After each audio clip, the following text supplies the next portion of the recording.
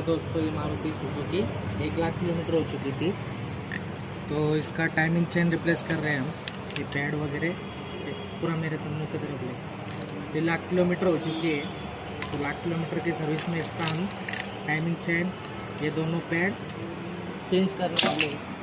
और ये oil pump भी हम चेंज करने वाले। आप देख सकते हैं पूरा ऑयल लीकेज था इसका। तो ये ऑयल पम्प भी हम नया डालने वाले हैं।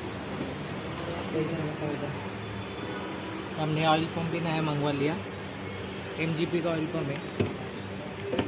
ये टाइमिंग किट पूरा इसका 1 लाख किलोमीटर की सर्विस में इसको कंपनी बोलती है दोनों पैड, टाइमिंग चेन, हैंडलर और ये गेट चेंज कर देना चाहिए, जिसकी वजह से दूसरे नुकसान नहीं होते। और इसका ऑयल पंप पैकिंग भी हो सकता है। तो इधर ले भी मिलता है, इधर मेरे तरफ